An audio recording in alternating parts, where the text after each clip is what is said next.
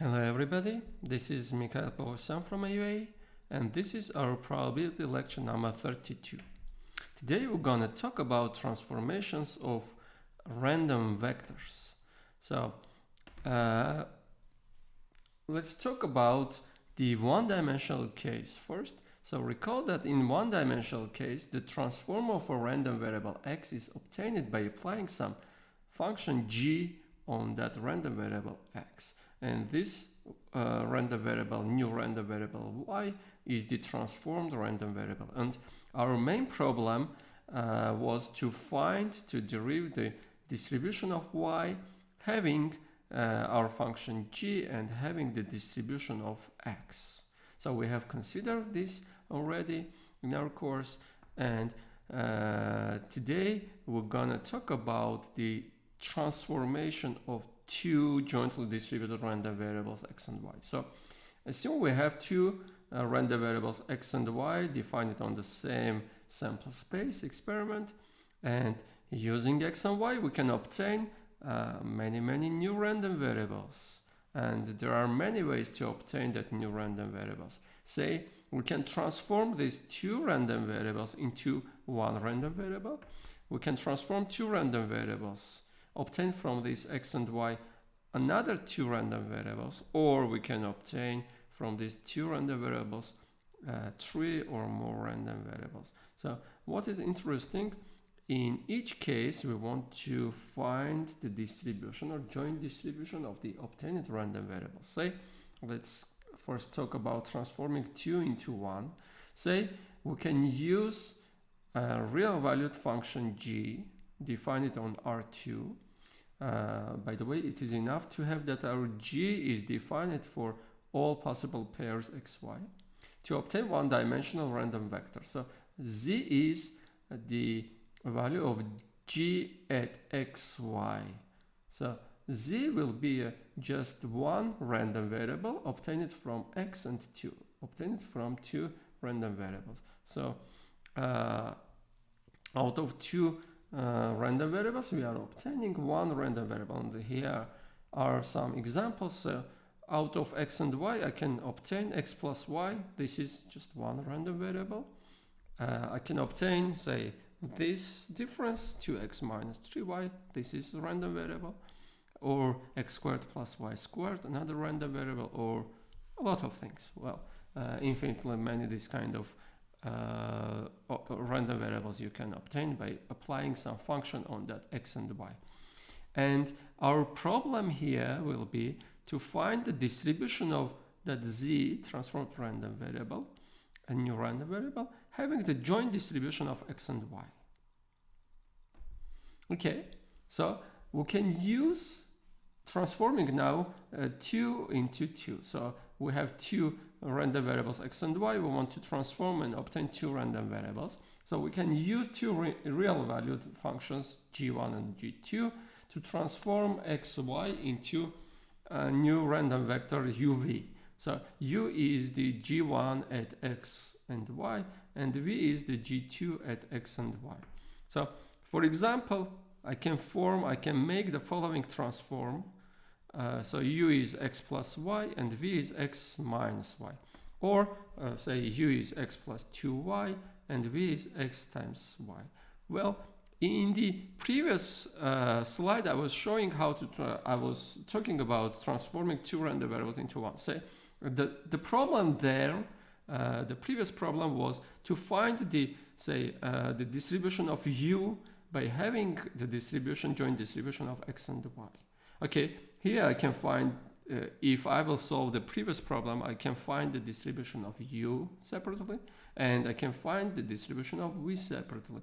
But in this case, when we are transforming two random variables into two random variables, we are also interested in the relationship between u and v. Not is of interest to us the distribution of u itself and v itself, but in this case we want to find the joint distribution of u and v, having the joint distribution of x and y. This is much harder than obtaining the distribution of U separately and V separately. And of course, we can consider transforming 2 into 3, etc., more random variables. But we will consider only transforming 2 to 1. So in our lecture, we will consider the case of transferring 2 random variables into 1 random variable. That is, we will study the distribution of this new random variable using the joint distribution of x and y.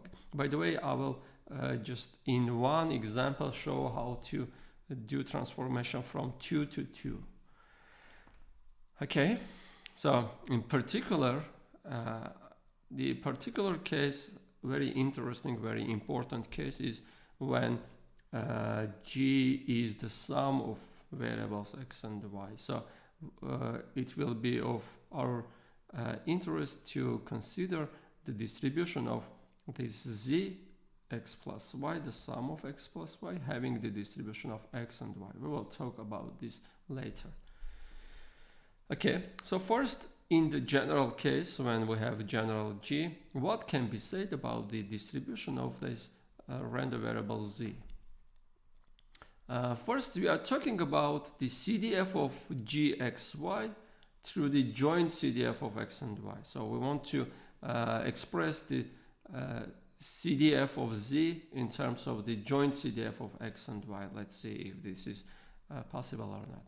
So assume fxy is the CDF of joint CDF of xy. So by definition, remember that the definition of the joint CDF is the following. So the function f at points x small y is the probability that a random variable x is less or equal than that x, and random variable y is less or equal than that number y for any x and y. This is by definition. Now we want to find the CDF of z. This is one dimensional, so I want to find this fzx. So by definition, the CDF of z at the point x is the probability that z is less or equal than x. And we can plug the value of z, well, z was a g of xy. So we want to calculate the probability that g of xy is less or equal than x. So to that end, I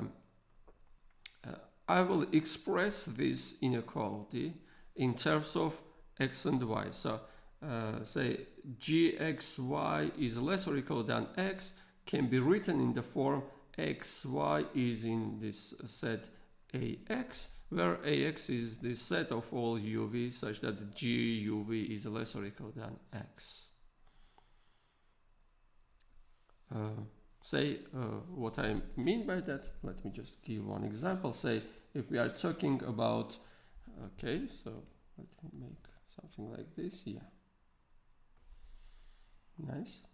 So if say I have x squared plus y squared is less or equal than x, x is positive, assume. So I can write that geometrically, say, if this is our circle with radius square root of x, x is positive, I am assuming. So this is my ax, and instead of this I can write this is the same as writing the point xy is in this disk with radius square root of x. So xy is in that set ax. Okay, so I'm erasing this. Now I can write this probability, or which is the same, the CDF of z, as the probability that my point xy is in ax, because this is equivalent to that. So probability that my point xy is in ax. So unfortunately, it is not so easy to, and usually impossible to express this in terms of the joint CDF of x and y.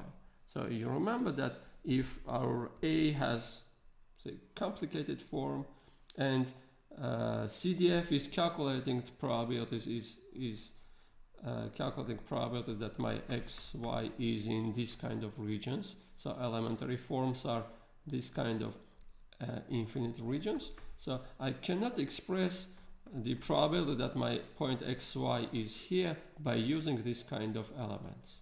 So this will work only, I can easily calculate this only for the case when AX is a rectangle, but not for any AX. So using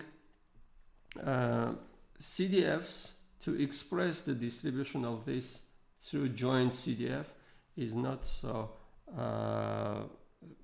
nice. So it will not help us to find the distribution.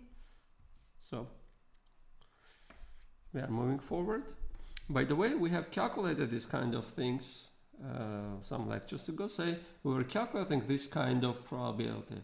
So our new random variable, now I can define a new random variable z to be x squared plus y squared, and I am calculating the probability that z is less or equal than 1. In this lecture we are considering the general case, so I want to find, say for this example, I want to find the probability that x squared plus y squared is less or equal than x for any x. That is, if I will denote z is equal to x squared plus y squared.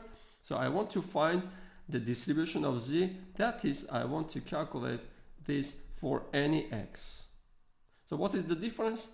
We were calculating this probability for just one value of x in our previous lectures. Now I want to calculate for any x. Okay.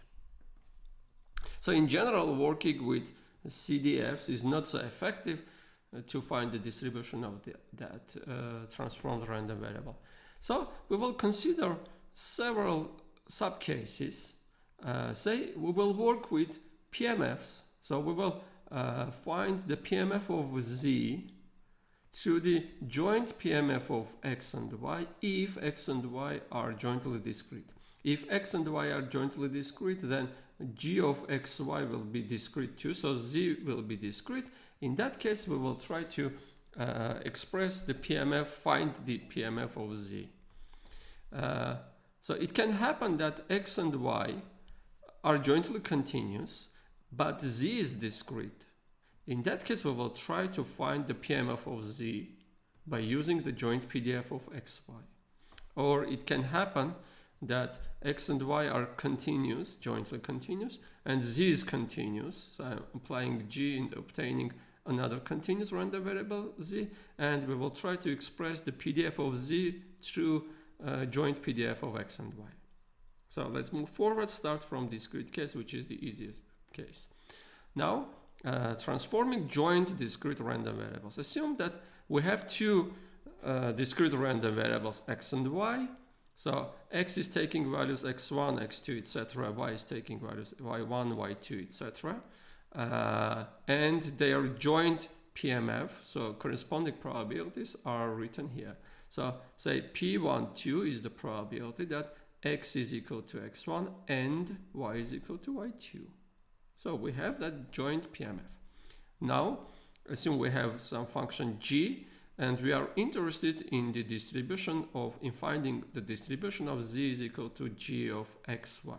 So it is easy to see that z will take only finitely many or countably infinitely many values. So z will be discrete, and our aim will be to describe the PMF of z.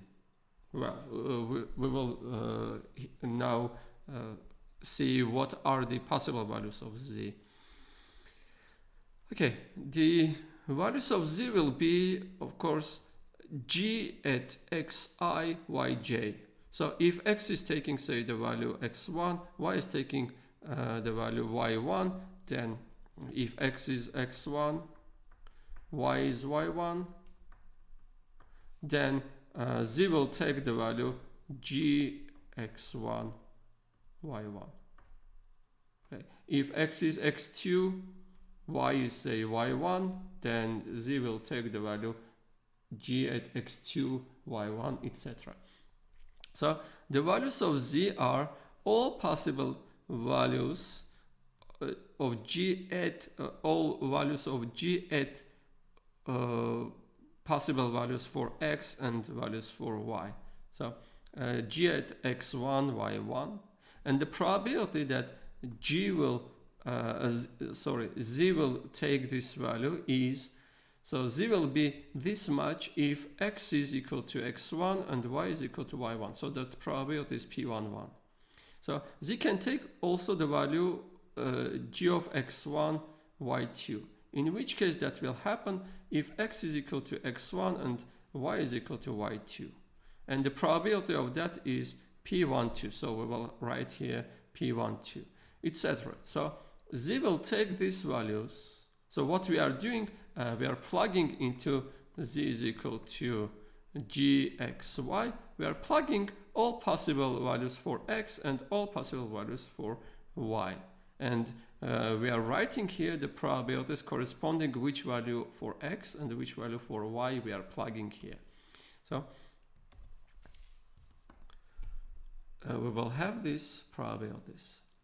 Of course, we can have the case, like in one-dimensional case, transform case, we can have the case when two or more values of g are coinciding. So in that table, maybe several values are coinciding.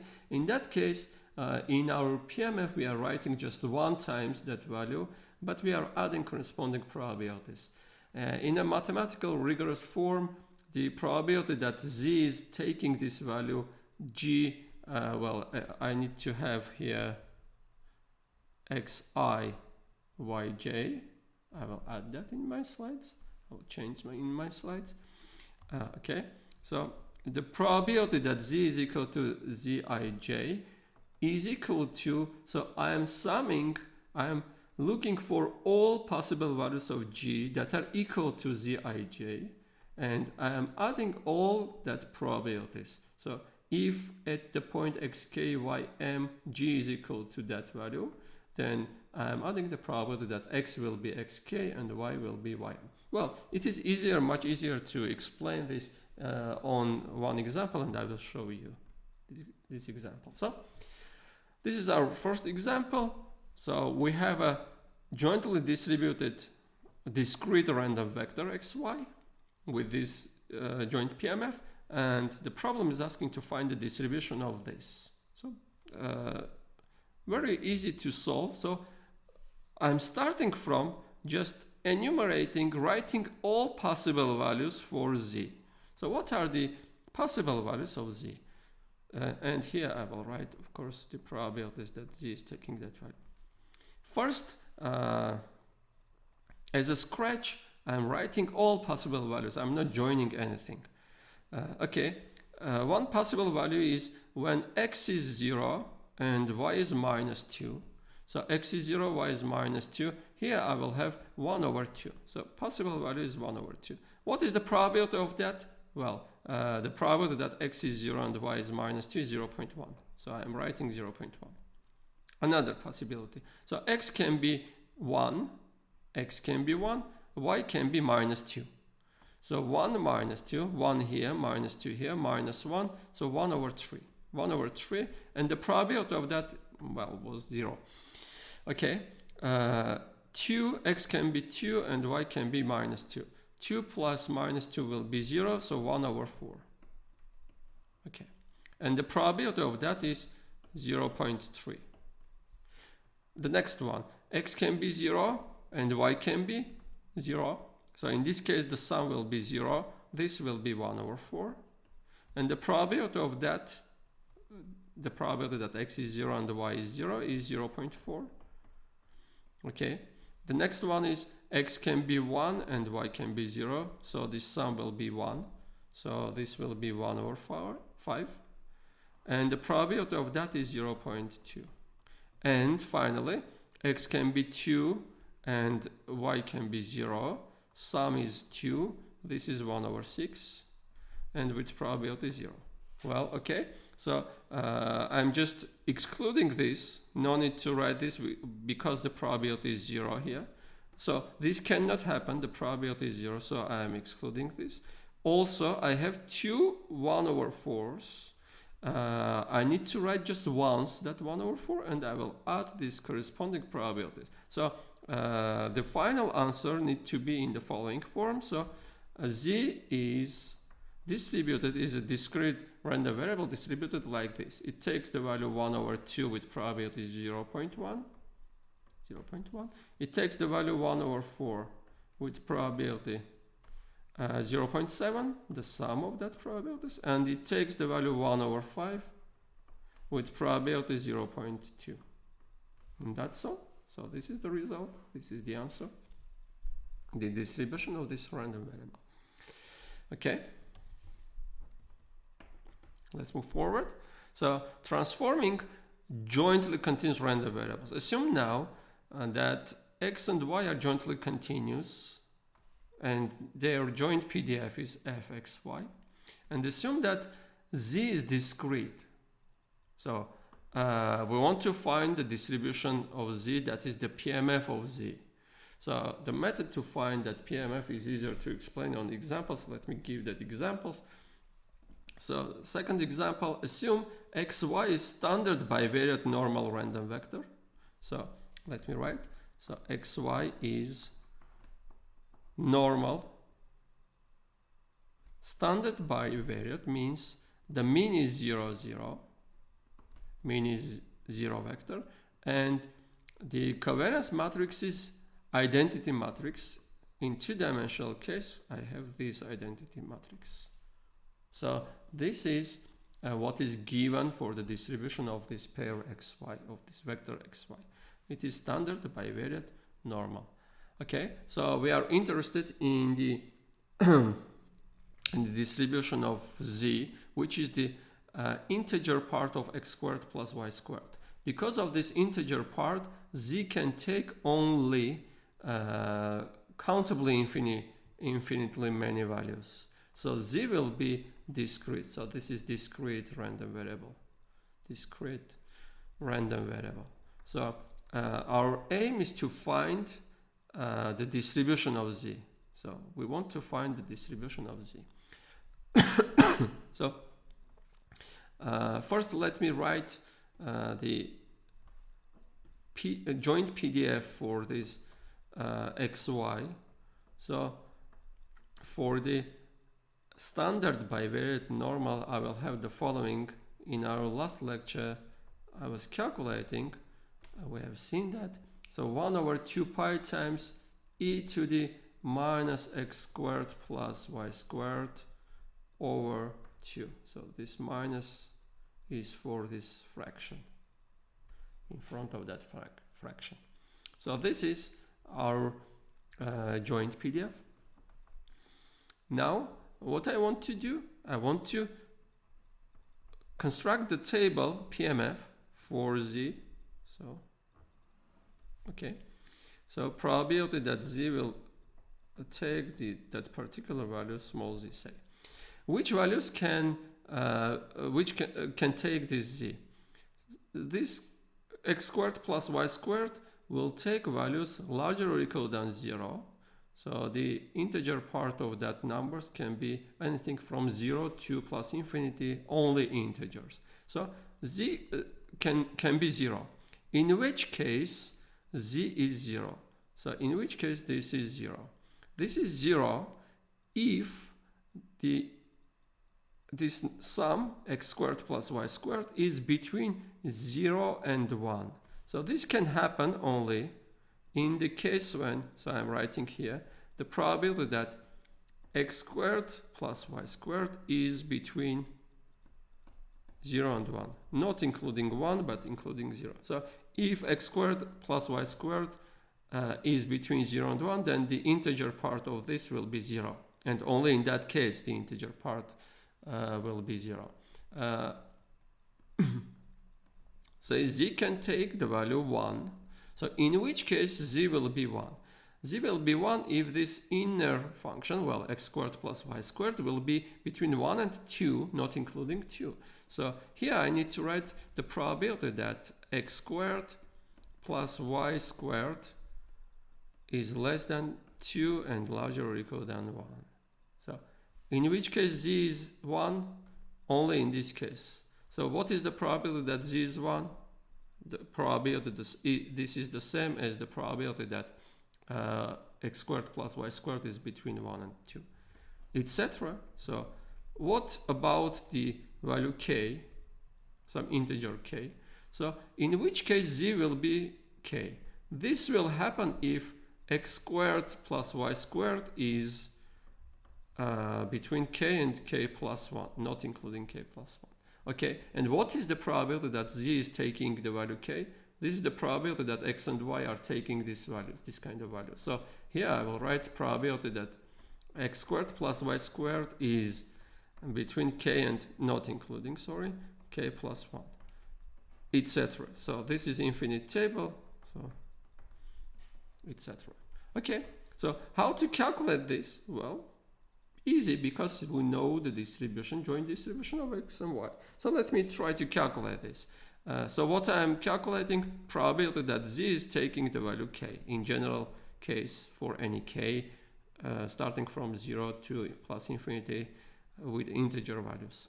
So this is the same as probability that k is less or equal than x squared plus y squared.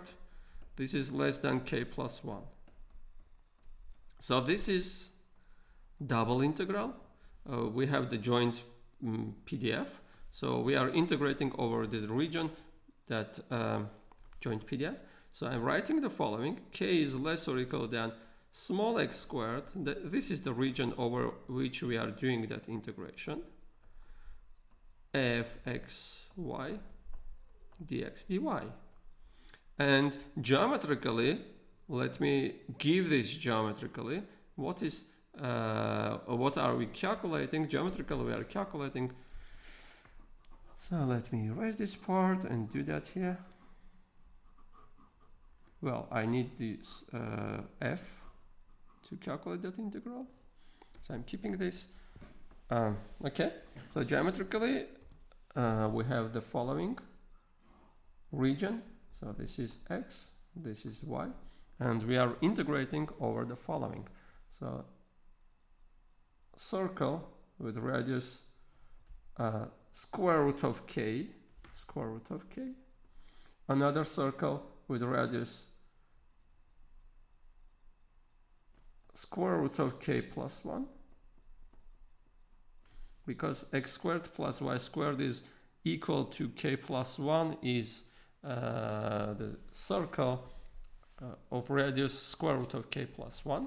So x squared plus y squared is not equal to, but is between this and that. That means that we are integrating over this region. So over this ring we are integrating.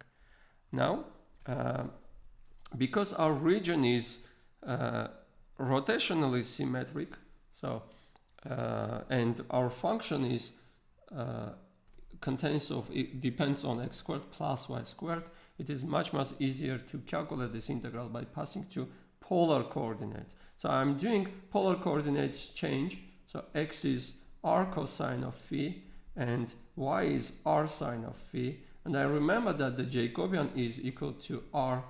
The absolute value of Jacobian is again r. So I'm doing that calculations. So integral, now r is changing, or r is changing from this radius, for any point here, r is changing from square root of k to square root of k plus 1. So from square root of k to square root of k plus 1, dr, r is changing from here, and for each r, fixed r, so phi is changing from 0 to 2 pi. So from 0 to 2 pi, I'm plugging my f. In my f, I'm taking x is equal to r cosine of phi, so r cosine of phi squared, then plus r sine of phi squared, and this sum will give r squared. So I will have e to the minus r squared over 2, and times the Jacobian, absolute value of the Jacobian, d phi. Now, this is easy to calculate. Well, this part is independent on phi, so it depends on r. So this will go out of this inner integral, and I will left the integral of 1 from 0 to 2 pi, which is giving 2 pi. So which part I need to erase? Well, I can erase this part. Okay. Yeah, now I can erase almost everything.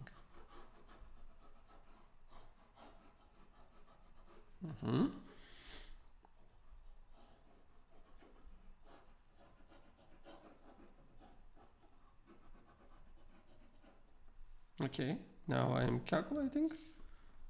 So this is equal to, I'm continuing from this point, so it is equal to integral from square root of k to square root of k plus 1. This was here.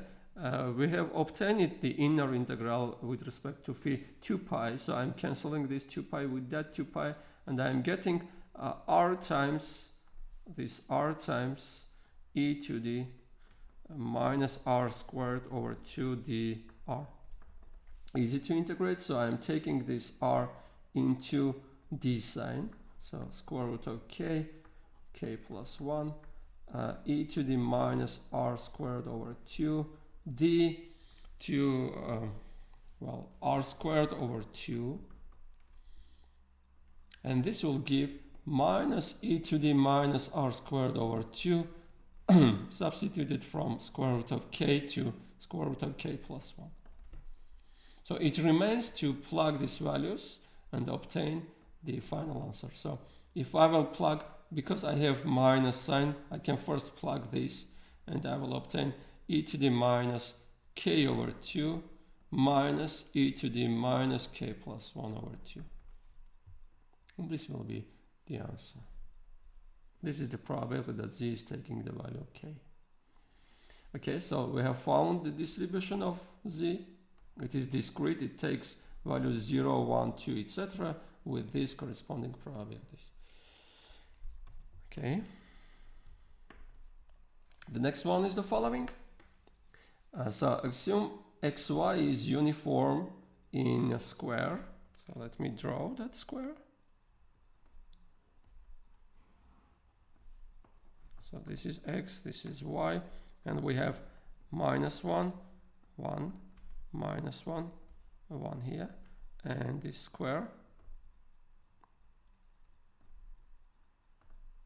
Okay, let me write it here. Okay, so this is our square. So x and y are here, are uniform in minus 1, 1 squared. And z is taking two values, 0 and 1. So 0 if x plus y is less or equal than 1, and 1 otherwise. So if this is random point from minus 1 to 1 squared from this square, if that point will be in this region, then z is 0, otherwise it is 1. So let me draw this region. So y is less or equal than 1 minus x. So this is under the line y is equal to 1 minus x. And the line y is equal to 1 minus x is passing through this point and that point. So this is that line. Okay, if my xy point is under that line, then I will have z 0, otherwise 1. And because my xy point can be only in this red region, I will have the following. So if my point xy is here, then z is 0. And if my point xy is there, then I will have 1. So z is taking only two values, 0 and 1. So in which case I will have 0. I will have 0 if my point is here. What is the probability of that? Well, I need to calculate what is the probability that my point xy will be in this region. But remembering that when we are dealing with uniform distributions, we are dealing with geometric probabilities, then I can solve that, I can calculate this probability by geometric probabilities formula. So I will write area of this, well, let me denote this by, say, A, area of A, over the total area of this square, which is 4. And here I will have the rest. So 1 minus that area of A over 4. So this is 1 minus. Okay, and the area of A is easy to calculate. If I will calculate this part's area, maybe this is easier to calculate. This part's area is equal to, this is 1, and we have a right triangle, so this will give 1 over 2. This area is 1 over 2. So I will write 4 minus 1 over 2 over 4. The area of this part is 4 minus 1 over 2 over 4. And this will give, well, this part's probability, so 1 over 2 over 4. This is the answer. So Z is distributed like Bernoulli. Here I need to write this number under success under 1, so 1 over 8. The distribution of Z is this much. So I have solved two problems where xy was jointly continuous, but Z, the transform, was discrete.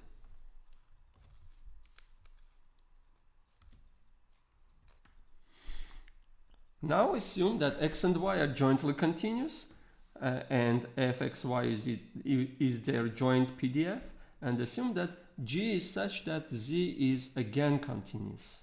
So x, y are continuous and Z is continuous too. Then the problem is to find the PDF of Z in terms of the joint PDF fxy. Now we are starting from the CDF of Z. So we are writing the definition. This is the definition of CDF of Z. We are plugging the value of Z. Z was G of xy. And now we are doing the same thing as for CDF case. So we are writing this G of xy is less or equal than x in the form xy is in some set depending on x, of course. If x is changing, that set is changing. Ax is this set. So the set of all uv such that G of uv is less or equal than x. And now we can write this CDF in the form probability that xy is in Ax. Of course, we have obtained the same thing for the CDF case, but we have considered that we cannot calculate, we cannot express this in terms of joint CDF. But because we now have the joint PDF, we can calculate this probability in terms of that joint PDF. We can just integrate over Ax the joint PDF. So I'm doing that. So I'm calculating this. I'm continuing from this point by writing this probability is the integral of f, that joint PDF, over that Ax, set Ax. And this is the same as to write, well, Ax was consisting of all points such that G of uv is less or equal than x. So after integrating, if we can integrate this, we will obtain some function of x because this will depend on x. U and v are integration variables, so they will disappear after integration, and we will be left with x. So that will be the CDF of Z. Of course, if we want to find the PDF of Z, then we are calculating the derivative of that CDF. That is the derivative of this integral, if we can calculate this integral. Well, in general case, we cannot say, in general case, we cannot write a formula for this, but for particular cases, we can calculate, we can express as a function of x and then calculate the PDF. Say, I want to give an example, particular case. Say, x and y are jointly distributed with the following joint PDF, so they are jointly continuous. So this is a nice PDF. If you will integrate this over the R2, the total plane, you will get 1. You can try to do that. By the way, this is obtained by multiplying two. I want to give what was the idea to obtain this. So if I will take exponential 2 random variable, then its PDF will be 2 times e to the minus 2x. I'm writing for the case when x is larger or equal than 0. So otherwise it is 0, of course. And if I will take another exponential with parameter 3, then its PDF will be 3 times e to the minus 3. Well, I'm writing with y now, if y is larger or equal than 0. Now I'm using I'm using independence. We will soon cover that independence. So independence means that I'm multiplying these two. So if I will multiply, I will obtain 6 times e to the minus 2x minus 3y. So I have obtained this assuming that x and y are exponentially distributed random variables and they are independent. Well, this is not, of course, important for our problem we are solving now. We have this joint PDF and our problem is to find the distribution of this z, which is x over y. So let's solve this. So what I'm doing, I'm calculating the CDF of z. So starting from CDF of z, fz at some point small z. This is the probability that z is less or equal than that small z. This is equal to, I'm plugging the value of z, x over y is less or equal than that z. Now I'm considering some cases. If z is negative, say z is negative. Well, let me erase and write it here. If z is negative or 0.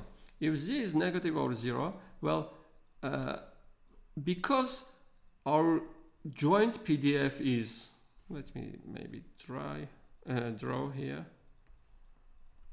I'm drawing here, so xy. So f is non-zero here, and it is 0 everywhere else. So x and y cannot take values here or here, cannot be there. So x and y will be, that point can be here, can be here, can be here, but not in this part. So x over y cannot be negative or cannot be 0 even. This will happen if x is 0, but the probability that x is 0 is 0. So in this case, this probability, if z is negative or 0, then the probability of this will be 0. So it is the remaining case is, interesting case is when to calculate this probability if z is positive. So it remains to calculate the probability that x over y is less or equal than z when z is positive. Okay, so I am writing this in the following form. So x is less or equal than z times y. If z is positive, well, y was positive, so when multiplying by y, the sign will not change it, will not be changed. So I am calculating this probability. This is the same as to write, well, I am only calculating this and not writing that 0. So assuming that z is positive. So this is the same as y is larger or equal than 1 over z times x. So I'm bringing z to this side, z is positive, so that will not change the sign. So I'm calculating this probability. Geometrically, what is that region? So the region where y is larger or equal than 1 over z times x. So first I'm drawing, well, let me write it here. Yeah. So this line's equation is y is equal to 1 over z. Well, I need to write with small y, not with random variables. 1 over z times x. So this is that line equation. And because y is larger or equal than that, we will have the upper part. And I need to intersect with the support of that function, joint PDF, I will have this region. So to calculate this probability, I need to integrate, double integrate over this region. Say this region is A, again I am denoting that by A, our joint PDF, fxy, dx dy. Okay, now I need to express this in terms of x and y, so I can do that easily.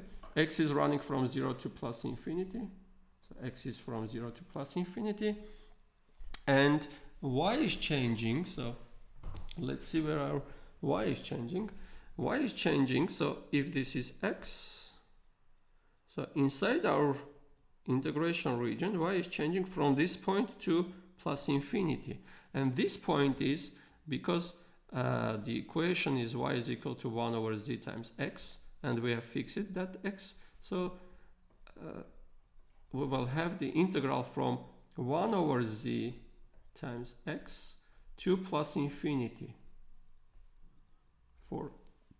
for this line, and f dy. So I'm calculating this integral. Let me now calculate this integral. Okay, so let me erase some part. Maybe I will erase everything. Well, we have this is equal to that 0 if z is less than 0, and this integral otherwise. So I'm erasing, and I'm calculating the following. So integral, x is changing from 0 to plus infinity, y is changing from 1 over z times x to plus infinity of our joint PDF, and joint PDF was 6 times this, so 6 times e to the minus 2x minus 3y dy. So this is that value, the value of the CDF of z. Okay, so I'm writing this as a product, so e to the minus 2x times e to the minus 3y. So I will have integral from 0 to plus infinity, so I will have 6 here, e to the minus 2x. This part, e to the minus 2x, will go out because integration is with respect to y. So dx times integral, not times, but here I need to integrate because this integral will depend on x. I have x. So integral from 1 over z x to plus infinity of the remaining thing is e to the minus 3y dy. Okay. So I'm integrating this. I'm taking 3 from here, from this 6, and taking it here. So I will have 2 times integral from 0 to plus infinity, e to the minus 2x dx. And here, not times, I'm always writing times, but this is not correct. What I need to have here, I'm taking 3, I'm writing it here, so I will have minus e to the minus 3y as the antiderivative of this. So substitute from y is equal to 1 over z times x to y is equal to plus infinity. Now what I will have integral from 0 to plus infinity. If I will plug plus infinity here, I will get 0. So, and minus, with this minus it will give plus. So I will have plus e to the minus 3 times this. So I had this, I need to write that, minus 2x. Then now I have e to the minus 3 times this, 3 over z times x, and dx. This is what I'm getting after calculation, after plugging that values. So this is integral 2 times integral from 0 to plus infinity of e to the, I'm combining this, e to the minus 2 minus 3 over z times x dx. And I am multiplying here by minus 2 minus 3 over z to obtain the same thing here, then I will have e to the sum t dt.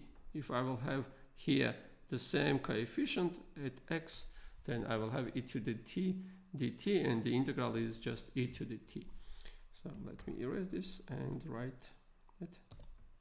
So I am dividing and multiplying, so 2 over minus 2 minus 3 over z, this is 2, times integral from 0 to plus infinity e to the minus 2 minus 3 over z x d minus 2 minus 3 over z x. Now this integral will give e to this power, so 2 over minus 2 minus 3 over z times e to that power, the same power,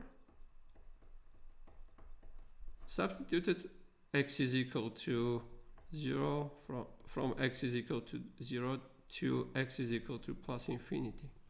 Okay, let's see what is happening here. If x is plus infinity, because z is positive, this is negative, so this will give negative infinity. E to the negative infinity will be 0. So 0 minus, at the point 0, I will have 0 here, so this will give 1. So minus 1 for this. So this is equal to minus 1. With this, I can write 2 over 2 plus 3 over z. So this is giving 2z over 2z plus 3. And recall that this was the value of fz at the point z when z was positive.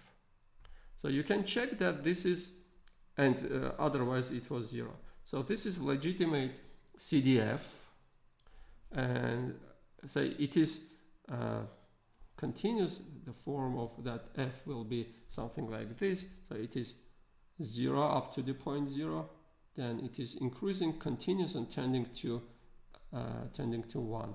Say, why is it increasing? Because I will look at this form. So z is increasing, this is decreasing, so this is decreasing, so this is increasing. So f is increasing.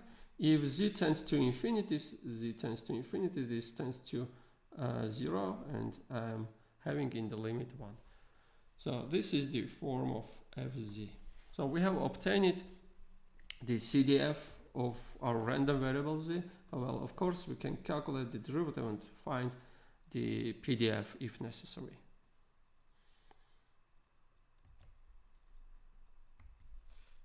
Okay. Now, about this example. So we have not talked about the theory behind making two variables transform. So here, what is the problem? We do not want to have just, again, I am repeating that, we do not want to have just the distribution of separately u and separately v, but we want to find a joint distribution of u and v. Let me just start from a one-dimensional case. By the way, this is some supplementary problem. If you are not interested, you can skip this problem and start watching this video from the next example. Okay, so for one-dimensional case, let me recall what we had for that one-dimensional case.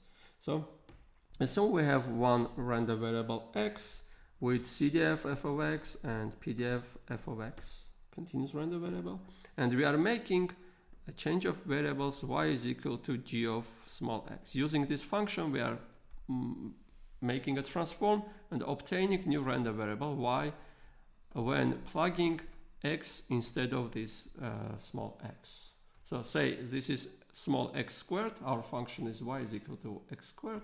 I'm plugging my random variable and I'm obtaining capital X squared as new transformed random variable. And recall that if g was strictly monotonic, either increasing or decreasing, say increasing case, let me give that increasing case, then the CDF of y at the point x was the CDF of X at the point G minus 1 X.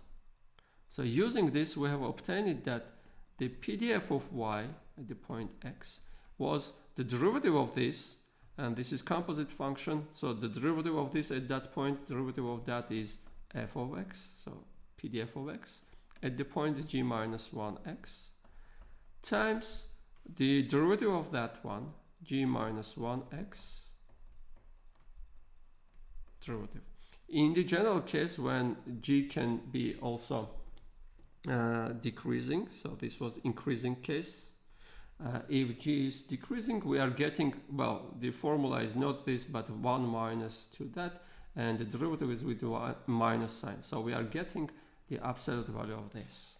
So this is a transformation formula for the case when G is strictly monotonic, either increasing or decreasing. A differentiable function, of course, to be able to calculate the derivatives. Okay. Now, what about two-dimensional case? Say, I want to give the analog for the two-dimensional case. Say we have x and y, random vector, two-dimensional random vector x and y, with joint CDF fxy and joint PDF small fxy. And we are using two functions, say uxy and v is equal to vxy, to make transform. So I am obtaining capital U, I am plugging here instead of x, capital X, instead of y, capital Y, and I am obtaining the following xy, and v is equal to, in v, I am plugging in v, capital XY, and I am obtaining new random vector uv. And the problem is to find the PDF of UV, joint PDF of UV in terms of the joint PDF of X and Y. So the formula is like this. Let me just write that formula, not to derive, but write.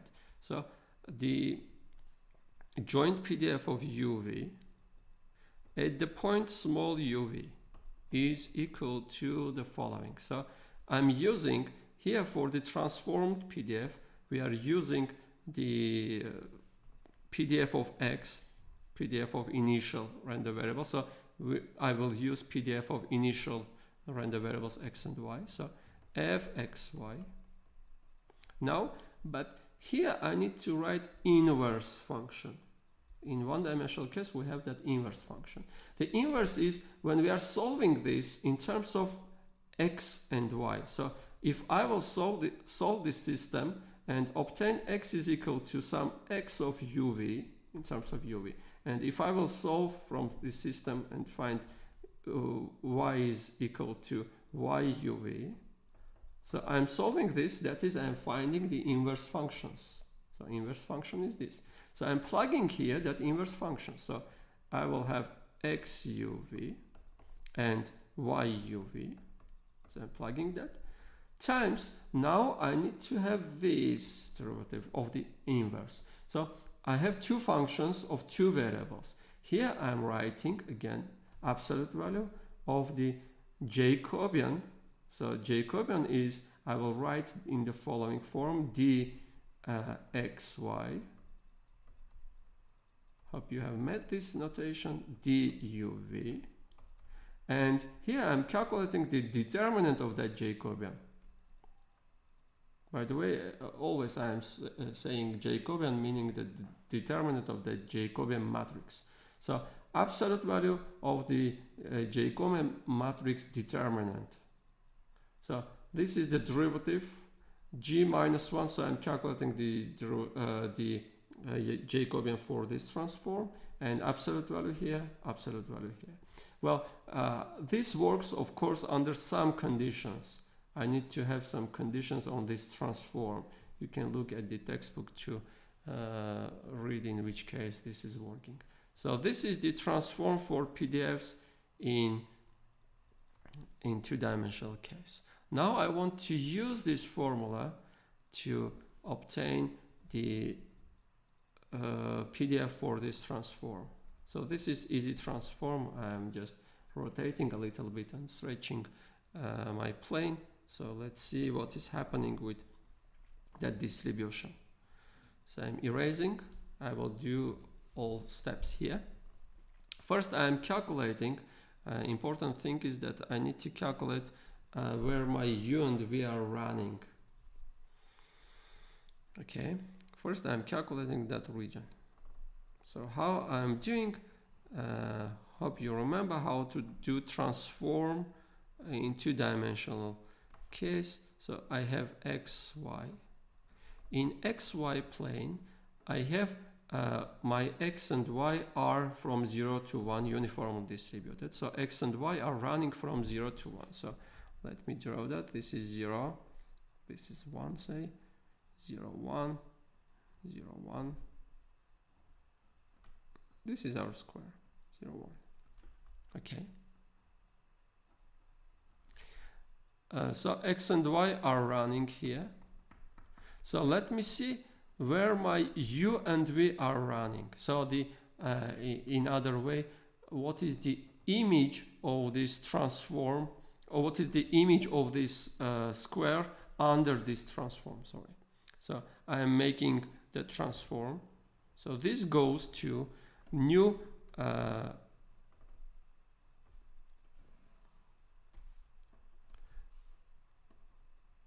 new coordinates will be U and V. So U and V. Say this is U, this is V.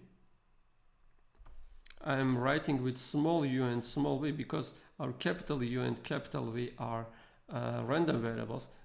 We are just using this transform. This is the transform under that.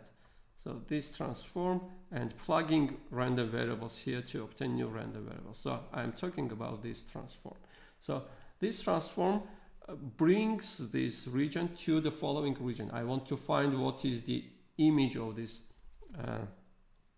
region. So there is a method to find that. So we are starting from talking about the image of each boundary part. So our boundary of this region consists of 4 parts. This part, that part, that part, that part. So let's see for each case where is going that boundary part. Say I'm talking about, say, this boundary part. So I'm describing that as the following. So this boundary part is described in the following way. So y is 0 here, and x is running from 0 to 1. Well, I need to write it with small y and small x, not with random variables, but small x and small y. Okay, let me see what is happening here. What is going to the image with the image of this segment. So my transform is this. So I'm obtaining. So what I will obtain, x is changing from 0 to 1. I cannot do anything. So y is 0. So I will have just u is x, u is x, v is x, v is x, y is 0, 0, and x is changing from 0 to 1. So I will obtain, so what I will obtain the following. So v is equal to u, and u is changing because u is x, u is changing from 0 to 1. So this is the image of this part of the boundary. So let me draw that in green. So v is equal to u is this bisector, and u is running from 0 to 1. So this is 1. And v will run, of course, from 0 to 1.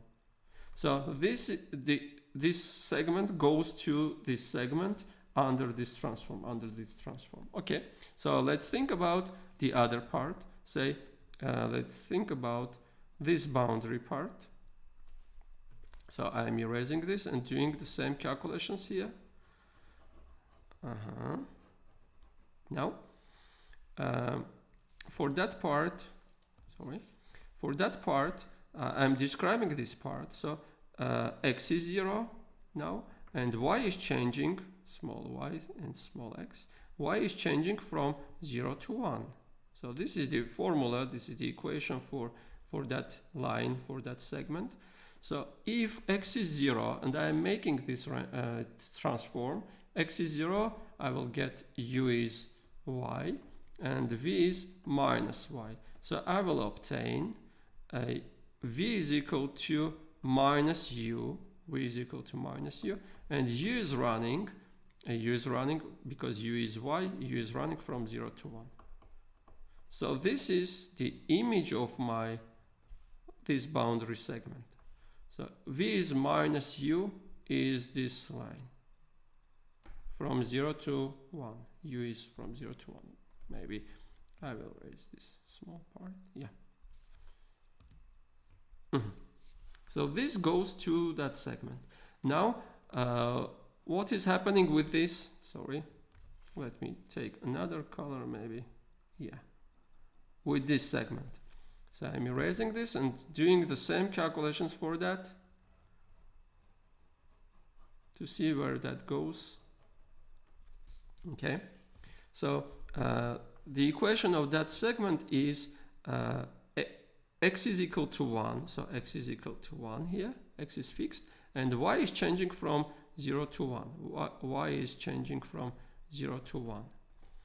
Now, if I will plug that, x is 1, so I will have u is equal to 1 plus y, and v is equal to 1 minus y. So I need to express v in terms of u. So v will be, first let me calculate y is equal to, so from here y is equal to u minus 1, so u minus 1. I'm plugging that y here. I will have 2 minus u, so 2 minus u. And because y is from 0 to 1 and u is 1 plus u, then u will be from 1 to 2.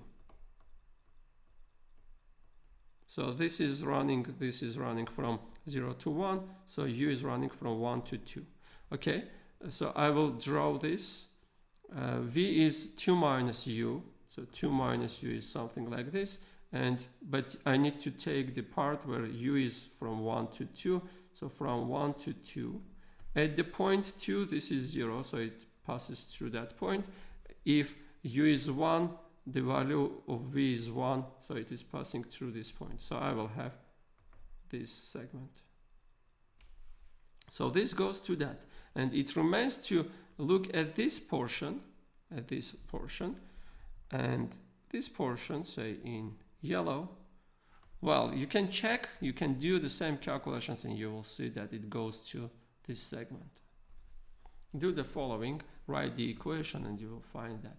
And it can be proven, this is not so obvious, but it can be proven that this region, inner region, goes to this inner region.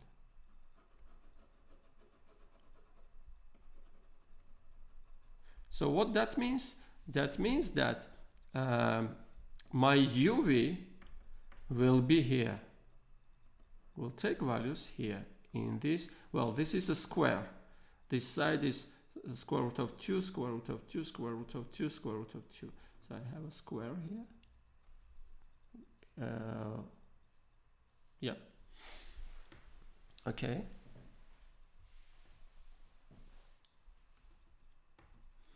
Now we have found the domain of u and v. Now I want to do that transform.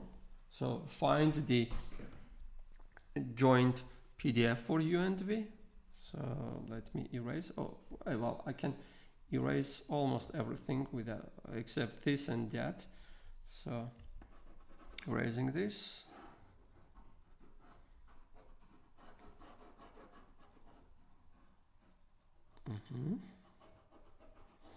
Now I want to find that f uv for uv at the point small u small v. So these are random variables capital U capital V. These are small u and v.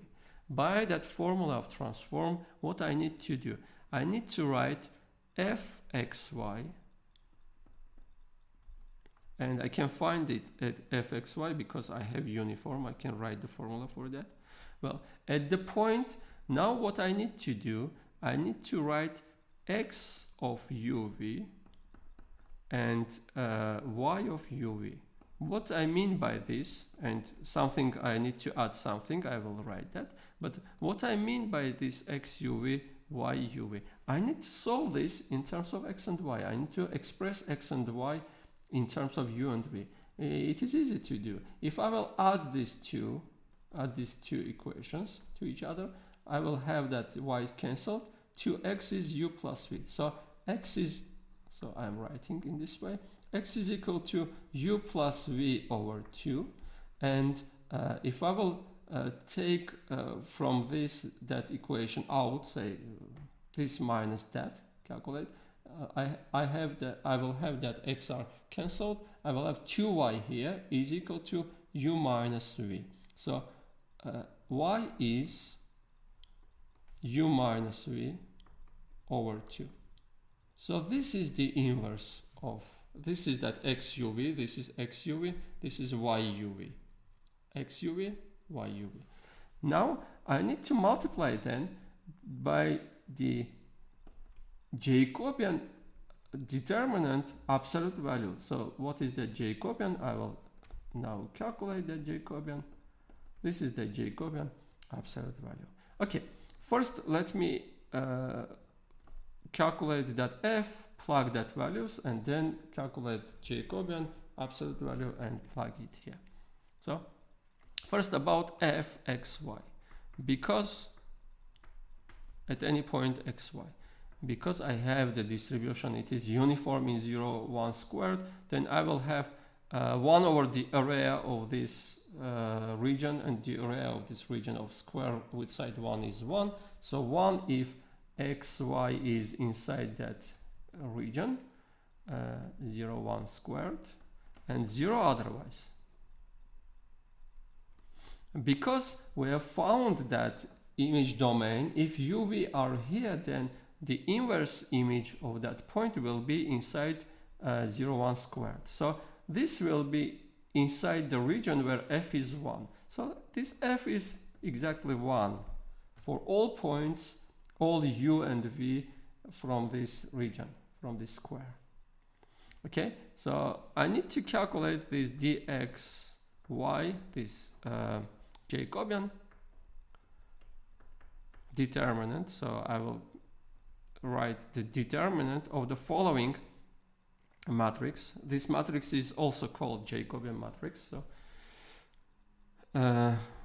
matrix is the following: dx du, dx dv, dx du, dx dv, dy du, dy dv.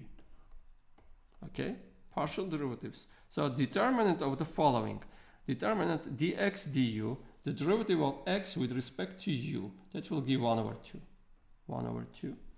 A determinant of x with respect to v, 1 over 2 again.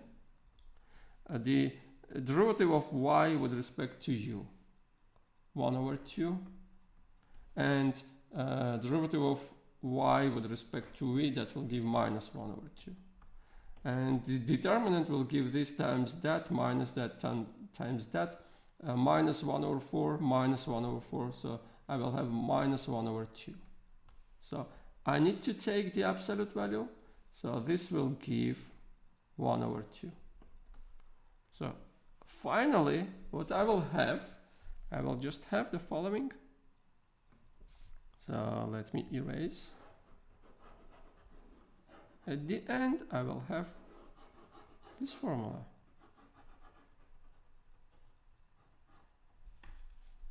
Okay. F uv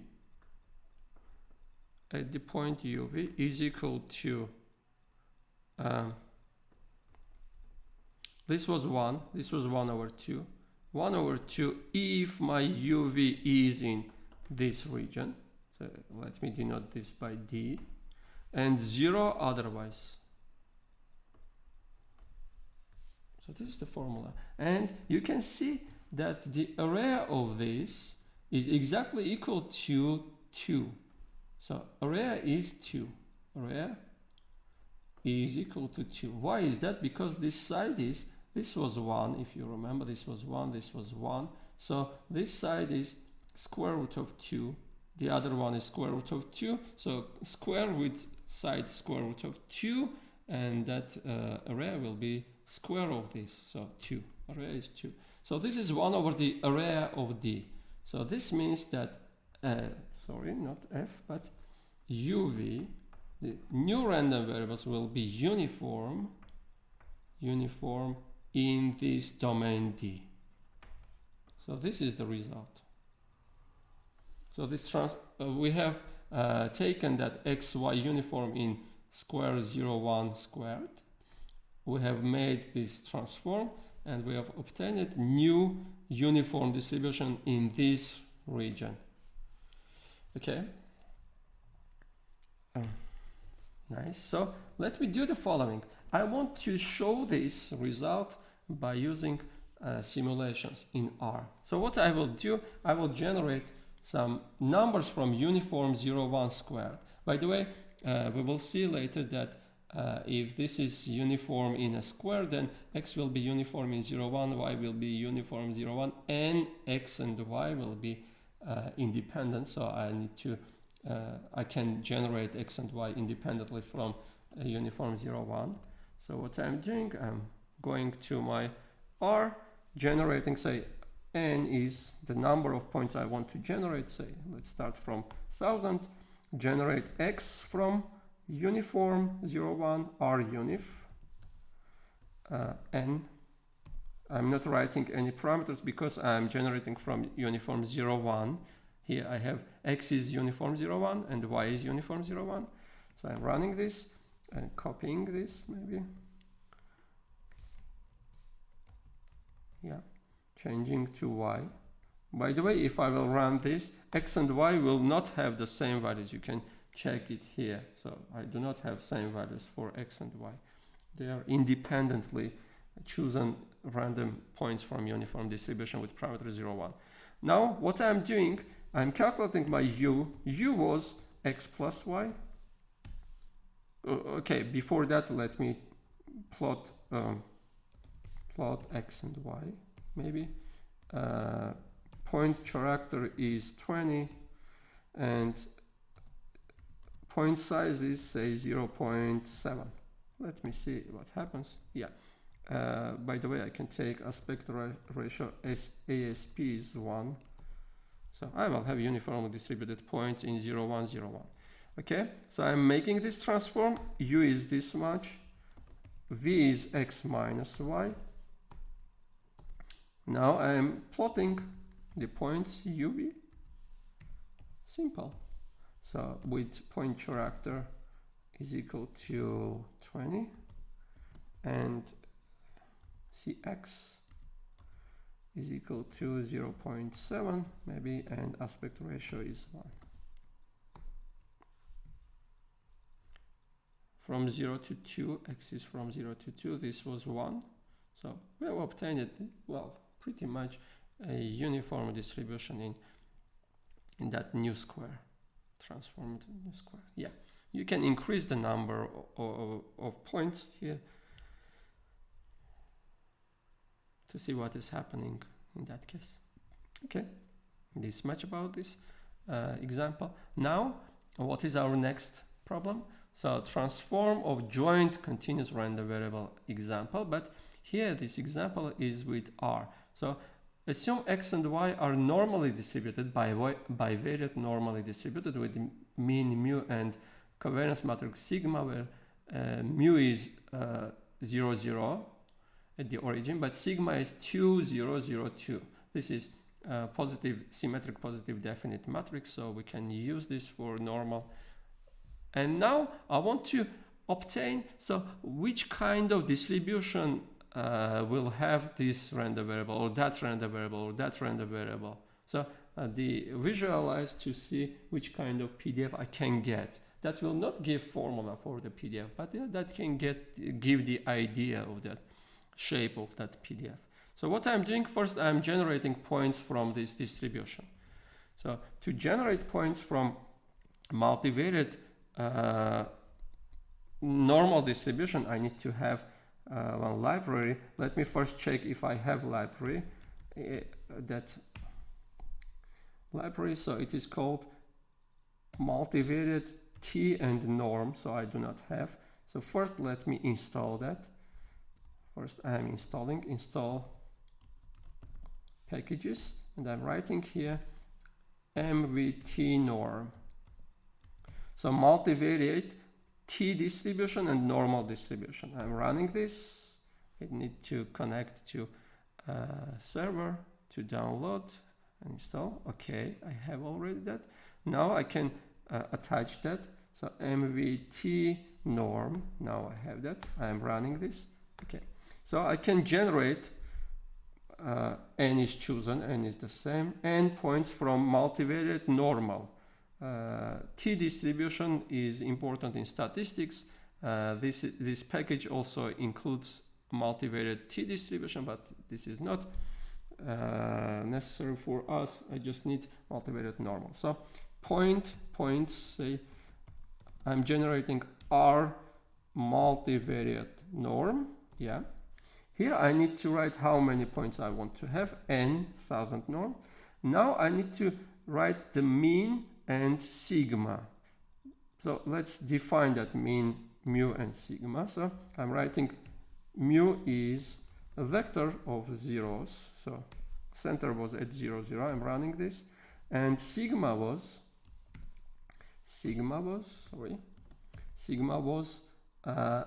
matrix.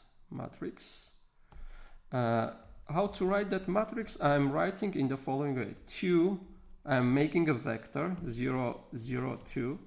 I'm writing that elements in a line, but now I am choosing number of rows. Number of rows is 2. If I will do this, I'm running this, then I will have separated the first row and second row.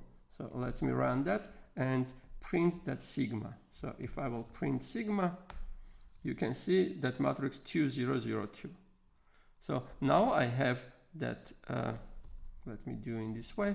Now I have that mu and sigma. I can write mean is equal to mu, and sigma is equal to sig. That's my sig. If I will run, I will have points. So let me print that points to see points. Yeah, I have this kind of points, pairs of points, because multivariate normal will give 2 points, x and y coordinates, So if I want to make change of variables to obtain one-dimensional thing, so let me separate the x coordinate and y coordinate from that point. So x is that points. I'm keeping this empty and 1. First column, take the first column. So I have that x. X is one-dimensional with these coordinates. And y is, of course, the same with the second coordinate. So I'm taking the second column of that points. Okay. Now, well, in fact, let me plot that xy. So can I copy from here? Let me copy from here. Yeah. And put it here to see the shape of xy. Well, this is that shape. Yeah. We have generated from bivariate normal distribution with this center at 0, 0. So I will have this kind of points, cloud of points around that, and somehow symmetric. Now I'm doing transform. So what is the distribution of z, which is 3x plus 3y? So I'm writing z is 3 times x, what was plus 3 times y, say, plus 3 times y. Well, let me take 2 times y, say, not so important. Now z is one-dimensional. Out of 2 x and y, I'm obtaining just one array. So this is one-dimensional. Now I'm doing histogram. So I can do that histogram to see the shape of my Z, distribution behind Z. So breaks, I can choose breaks, is 50, say, or 30. This is the shape of that distribution, histogram of that. Well, to get a nicer result, let me increase the number of elements. So let me take 10,000 and run everything from here. So I'm doing this. Yeah, this is the result. If I will run that again, another one. And you can see that the shape is, well, almost normal. And this can be proven that this random variable, or with 2 or with any number here and here, we will have normal distribution, except when I have 0, 0, of course. Now let's see the shape, the distribution shape of x squared plus y squared. So what I'm doing, my z was 3 times x. Well, I am changing this to x squared plus y squared. Y squared, sorry. And doing histogram. So this kind of shape. Or if I will do absolute value of x plus the absolute value of y, see? So you can play with this to see the shape of the histogram, which is approximating the PDF shape. So something like this, etc. So you can try all possibilities. Now the next is do the following. So xy is normal with this mu mean 0, 0, and with this covariance matrix 2, 2, but 1, 1 here. So visualize in R the joint distribution of x plus y, x minus y. So I do not want to find theoretically the distribution of this. I want to see what will be the shape look like, approximately say. So what I'm changing here, so sigma I'm changing to 1, 1. So running that sigma, yeah, 2, 1, 1, 2. Now generating points from that multivariate normal.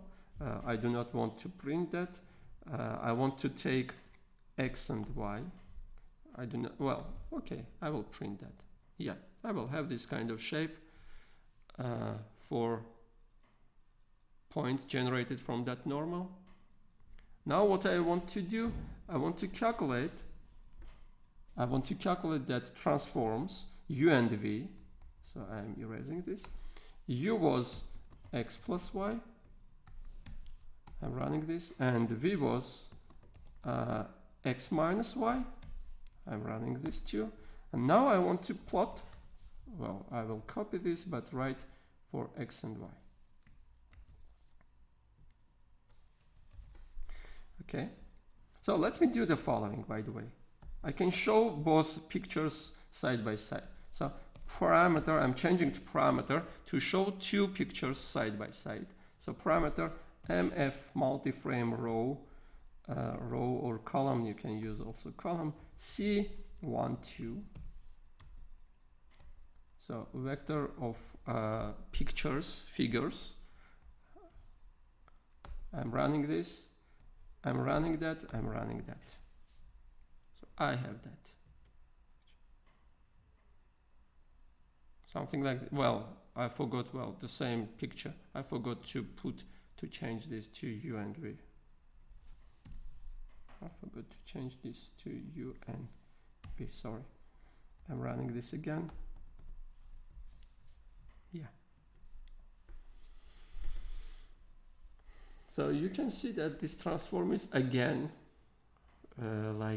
normal. By the way, it will be normal, but with another covariance matrix.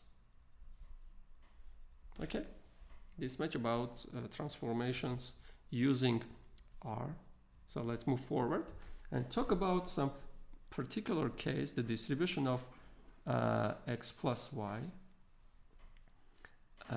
This is particularly interest of us in terms of applications because in many problems we will have sum of random variables. So we are considering the sum of two random variables, and in general it is of interest to consider the distribution of n random variables, x1, x2, xn. This is in particular because of very important two theorems we will learn soon, main theorems of probability theory, maybe the law of large numbers and the central limit theorem. They are all about the asymptotic distribution of this kind of sums of random variables. If n is large, what is approximately distribution? What can be said about the distribution of this random variable, of that sum? Some examples say where this why this problem of sum is important. Say I have a portfolio consisting of 100 shares of Google, Alphabet Incorporated, and 200 shares of Amazon. So, well, I am a rich man in that case. Well, let Z be the price of my portfolio at the end of this year. So Z will be 100 times the Google price, one stock price at the end of the year, and plus 200 times Amazon stock price at the end of the year. This is a random variable, this is a random variable, so Z is the sum of random variables. So if I want to know the distribution or say something about Z, I need to say something about these two random variables. By the way, this Google stock price and Amazon stock price are not independent. They are dependent, so I need to take care of their interrelation. Or my expenses at AUA cafeteria for some week can be written in this form, where xi is the amount I will spend on the day I, Monday, Wednesday, Fridays. So day I of the week, and xi depends on how much I am hungry, so I will spend a lot of money or few money for day I. That depends on my hungriness. Or other examples, say usually insurance companies are interested in the amount they will pay for some future time interval, say to have for the upcoming week, to have some reserves to meet their commitments. So that amount, so how the amount they will pay for say upcoming week can be modeled in this way. So xi is showing the claim size for the day I for a week. So this is the claim size for the Monday, say for Tuesday, etc. Xi's are random variables. So that company can be interested in the distribution of y, or what is the probability that y will be larger than, say, 10 millions of drams. If that probability is very small, then it can reserve, having in the reserve 10 million drams is enough to cover, most probably that will be enough to cover that commitments claims.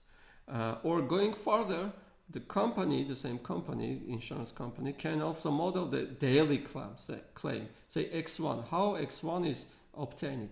X1 is obtained from daily claims. Say if there will be several accidents in a day, and x1 is the claim size for the first accident, x2 is the claim size for the second accident, so car accident, 100,000 drams, 120,000 drams, etc. Then their daily claim size will be this sum.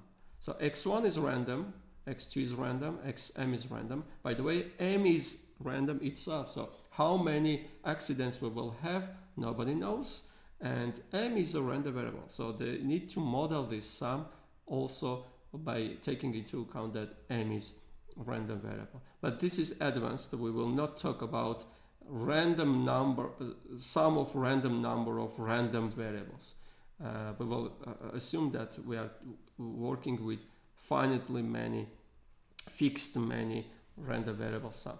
And by the way, you can think about what can be taken as a model for m, how we can model the distribution of m, that number of claims per day. Okay, so going back to our theory, we are interested in the distribution of this sum.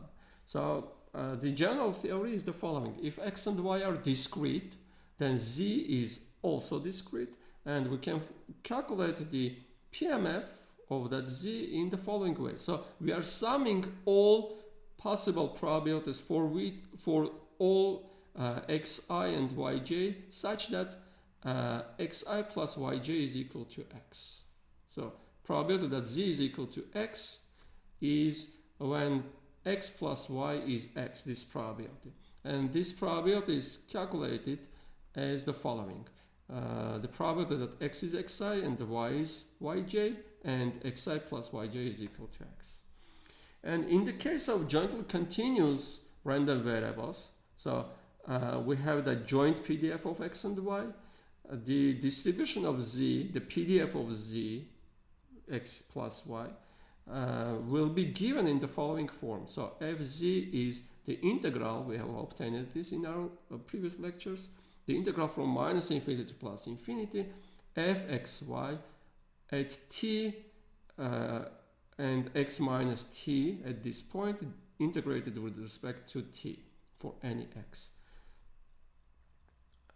Okay, so problem about discrete random variables sum.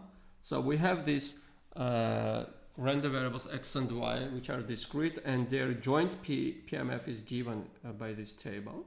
So the problem is asking to find the distribution of their sum z. So it is easy to solve. So let me write all possible cases and all probabilities. Probability that z will take that value, particular value z. Okay.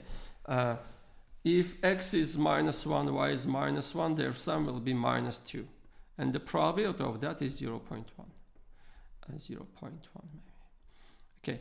If x is minus, if x is 1 and y is minus 1, then I will have 0 in the sum, and the probability of that is 0.2. Now, if x is minus 1, y is 0, I will have minus 1 in the sum, and probability is 0.3. This is probability. If x is 1, y is 0, then I will have in the sum 1, and the probability of that is 0.1. If x is minus 1, y is 1, then I will have 0, and the probability of that is 0.1. If x is 1 and y is 1, I will have 2, and the probability of that is 0.2. So I have two values here with the same value. Well, two same values maybe. I need to add them, so I'm erasing one of them, and here correcting to 0.3. So this is the distribution of the sum of two random variables. Easy for the case of discrete random variables. Okay, so let's move forward. Now, transforming jointly continuous random variables. Not transforming, but finding this, the distribution of the sum, concrete transform. So we are talking about the sum of random variables, continuous random variables. Okay, so the formula was the following. So I want to find the distribution of this. I want to calculate the PDF of z. So first I'm writing that formula. So this is the integral from minus infinity to plus infinity of this joint PDF at the point, at the following point. So x and z minus x integrated with respect to x. So if this is x, this is y, we have y is equal to z minus x. So we are integrating over a line. Let me draw that line and write what will be the result of this integral, the value of that integral. So this is x, this is y. I am first drawing here the support, the domain where f is non-zero. So it is non-zero if x and y are non-negative. So here our function is non-zero, so this is the support of our function, and otherwise it is 0. So 0 here, 0 here, 0 here. Our joint PDF is 0 everywhere else other than this region. Okay, So I'm integrating over this line. So if I will take x, y point, so this is x point, this is y point, then y is z minus x. So this means that x plus y is equal to z. X plus y is equal to z. And that line is this kind of line, this line. It passes through this point, 0, z and z0, z here. Okay, so you can see that if z is negative, I will have this kind of line. This is z, this is z. And if I'm integrating over this, our joint PDF, then I will get 0 because our joint PDF is 0 here. So I'm erasing some unnecessary parts and trying to calculate the value of this integral. Okay, so this will be 0 if z is less or equal than 0. If z is 0, my line is passing through the origin, and again integral over that line will be 0. Now if z is positive, in that case that will not be 0. I'm integrating over this. So in fact, if z is positive, I'm just integrating over this segment from this to this, because outside of that segment my f will be 0, my joint PDF will be 0. So I'm writing what will happen in that case. So integral from well, what I'm doing, I'm writing where my x is, because I'm integrating with respect to x. I'm writing where my x is changing. My x is changing from 0 to this point for this segment. So x is changing from 0 to z. And here I'm plugging into my function x instead of x. So this will be remained x. And instead of y, I'm plugging z minus y. So I'm plugging this instead of y. So I will have e to the minus x minus z minus x dx. So this is that integral, the value, if z is larger than 0. Let me continue calculating this. 0 if z is less or equal than 0. And I'm integrating this. Well, if I will open these brackets, I will have x cancelled. So e to the minus z, that will go out, and I will get z times e to the minus z if z is positive. So this is the PDF of our random variable x plus y. Well, first you can check that this is a legitimate PDF, so integral of this will give 1 over the real line. Then you can try to simulate points from this distribution by using rejection sampling. Then after having that x and y points generated from that distribution, you can obtain the distribution of z. You can obtain z and then obtain the histogram, then take the relative frequencies histogram, and then plot the PDF, this theoretical PDF, and see if that relative histogram graph is similar, is very close to this theoretical PDF. If we are calculating correctly, if everything is correct, then the histogram will be very close to actual PDF if the number of points, of course, you are generating is very large. Try to do that.